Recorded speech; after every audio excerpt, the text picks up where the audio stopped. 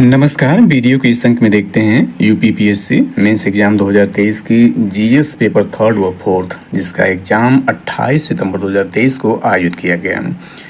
तो 28 सितंबर 2023 के first shift या प्रथम पाली में जीएस थर्ड पेपर का आयोजन किया गया, यानी जनरल स्टडी थर्ड पेपर का आयोजन किया गया। तो उसको देखते हैं। निर्धारित समय 3 घंटे, यानी time allotted 3 hours, maximum marks 200, जैसा कि जीएस फर्स्ट और सेकंड में था वैसे यहाँ पर भी है। स्पेशल इंस्ट्रक्शन देखते हैं, विशेष अनुदेश में दिया है। इसमें भी 5 अनुदेश दिए गए हैं। पहला है कुल 20 प्रश्न हैं। खंड अ से 10 प्रश्न लघु उत्तरी हैं, जिनके प्रत्येक उत्तर की शब्द सीमा 125 तक। खंड ब से 10 प्रश्न दीर्घ उत्तरी हैं, जिनके प्रत्येक शब्द की शब्द सीमा 200 निर्धारित है, जो हिंदी और अंग्रेजी दोनों में छपे हैं। दूसरा है सभी प्रश्न अनिवार्य हैं। तीसरा, प्रत्येक प्रश्न भाग के लिए नियत अंक उसके सामने दिए गए हैं। और चौथा है प्रश्नों में इंगित शब्द सीमा को ध्यान में रखें। पांचवा, उत्तर पुस्तिका में खाली छोड़े गए कोई पृष्ठ अथवा पृष्ठ के भाग को पूर्णतः काट दें। तो प्रश्नों को देखते हैं। तो इसमें सेक्शन अ यानी सेक्शन ए से शुरू करते हैं, जिसमें 10 प्रश्न हैं और प्रत्येक प्रश्न जो है 8 मार्क्स है, यानी जो ए प्रथम 10 प्रश्न सेक्शन ए के हैं वे 80 मार्क्स हैं, और सेक्शन बी में जो 10 प्रश्न होंगे वह प्रत्येक 12-12 मार्क्स होंगे, अर्थात 120 नंबर के होंगे। टोटल जो मार्क्स है वह 200 मार्क्स हो गए। यानी जीएस के जो 6 पेपर हैं वे प्रत्येक जो है 200 मार्क्स के हैं, और जबकि हिंदी और निबंध जो प्रत्येक 150 मार्क या 150 मार्क्स है, जो कि पहले दिन 26 सितंबर 2023 को आयोजित किया गया। 4 दिनों की परीक्षा, जिसमें से 26 से शुरू हुआ था, 26, 27, 28, 29 तक एग्जाम है। तो इसमें देखते हैं, पहला है खाद्य प्रसंस्करण और संबंधित उद्योगों को प्रोत्साहन देने के संबंध में भारत सरकार की नीतियों का मूल्यांकन कीजिए। दूसरा है किसानों की सहायता के लिए ई तकनीकी के प्रयोग के निहितार्थों को समझाइए। तीसरा है भारत में भूमि सुधारों के क्रियान्वयन में प्रमुख चुनौतियां कौन सी, इन चुनौतियों के निस्तारण हेतु सुझाव दीजिए। चौथा, भारत सरकार के बजट बनाने की प्रक्रिया समझाइए। योजना व्यय एवं गैर योजना व्यय में अंतर स्पष्ट कीजिए। पांचवा, एक देश के आर्थिक विकास में आधारभूत संरचना महत्वपूर्ण भूमिका निभाते हैं, विवेचना कीजिए। छठा है ब्लड मून किसे कहते हैं, यह कब होता है। सातवां है भारत के चंद्रमा मिशन कार्यक्रम चंद्रयान 3 के प्रमुख उद्देश्य क्या हैं। आठवां, साइबर अपराधों से देश की सुरक्षा को बड़ा खतरा, इन अपराधों से देश को कैसे बचाया जा सकता है। और 9वां प्रश्न देखते हैं, तो भारतीय सुरक्षा बलों को अधिक सशक्त कैसे बनाया जा सकता है, अपने सुझाव दीजिए। और 10वां है आणविक प्रसार के मुद्दों पर भारत का दृष्टिकोण क्या है, स्पष्ट कीजिए। अब सेक्शन बी के 10 प्रश्न देखते हैं, जो 12 नंबर के होंगे, अर्थात ये प्रत्येक 12-12 नंबर के हैं, और इनका जो संपूर्ण योग है 120 नंबर का है। तो इसमें 11 नंबर देखते हैं, नीति आयोग के प्रमुख उद्देश्य बताइए। नीति आयोग के सिद्धांत और कार्य किस प्रकार योजना आयोग से भिन्न, टिप्पणी कीजिए। 12 नंबर है समावेशी विकास की अवधारणा समझाइए। भारत में समावेशी विकास के क्या मुद्दे एवं चुनौतियां हैं, स्पष्ट कीजिए। नेक्स्ट 13 नंबर देखते हैं, सतत विकास लक्ष्यों को प्राप्त करने के लिए भारत में किए जा रहे विभिन्न प्रयासों का वर्णन कीजिए। और 14 नंबर है खाद्य सुरक्षा हेतु विभिन्न उपायों के बावजूद बृहद चुनौतियां बनी हुई भारत के संदर्भ में व्याख्या कीजिए। 15 नंबर है सार्वजनिक वितरण प्रणाली यानी पीडीएस ने सिद्ध किया है कि वह वर्षों से कीमतों में स्थिरीकरण तथा उपभोक्ता की पहुंच वाली कीमतों पर खाद्यान्न उपलब्ध कराने में सरकार की नीतियों का सबसे महत्वपूर्ण अस्त्र है, कथन की व्याख्या कीजिए। और 16 नंबर प्रश्न देखते हैं, भारत में ऊर्जा संसाधनों की लगातार बढ़ती मांग को पूरा करने के लिए क्या कदम उठाए जा रहे हैं, विशेष रूप से अच्छे एवं टिकाऊ ऊर्जा संसाधनों के संदर्भ में चर्चा कीजिए।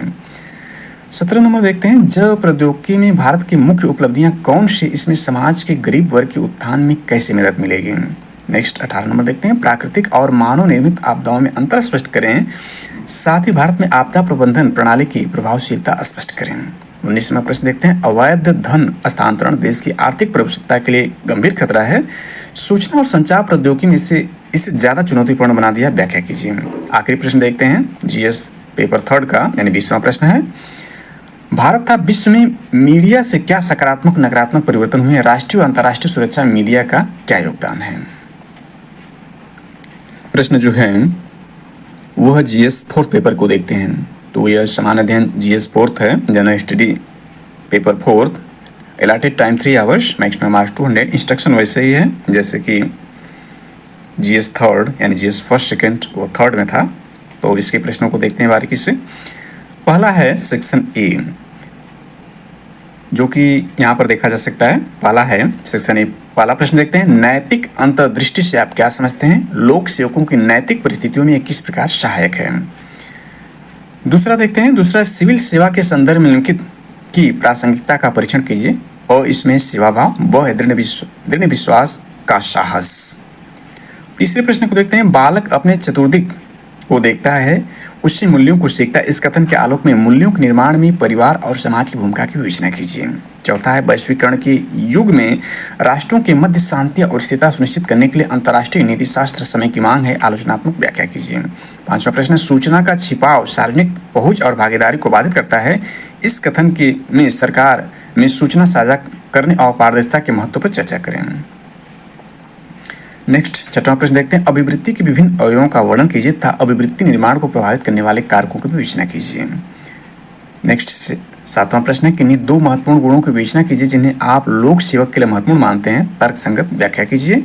आठवां है, सिविल सेवकों के बीच उदारता और वस्तुनिष्ठा को कैसे बढ़ावा दिया जा सकता है, अपना सुझाव दीजिए। नौवां प्रश्न देखते हैं, सुशासन और प्रशासन के लिए संवेगात्मक बुद्धि की भूमिका की व्याख्या कीजिए। और 10वां प्रश्न, लोक प्रशासन में सामाजिक प्रभाव की क्या भूमिका उदाहरण सहित स्पष्ट कीजिए। तो यह 10 प्रश्न रहे, प्रत्येक 8-8 मार्क्स से, अर्थात जो और सेक्शन ए में 10 प्रश्न थे वो 8-8 मार्क्स से, अर्थात 80 नंबर के थे। अब सेक्शन बी के 10 प्रश्न देखते हैं जो प्रत्येक 12-12 मार्क्स हैं, अर्थात 120 मार्क्स से हैं।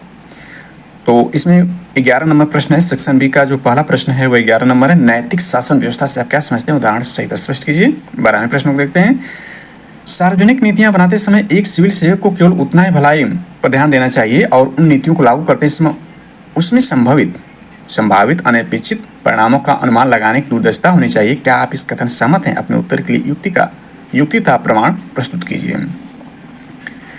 13 नंबर प्रश्न देखते हैं, क्या भगवत गीता लोक सेवकों की नैतिक मार्गदर्शिका हो सकती है, टिप्पणी कीजिए। 14 नीति शास्त्र में मानव कर्म से क्या तात्पर्य, मानव कर्म में नैतिकता के निर्धारक और परिणाम की विवेचना कीजिए।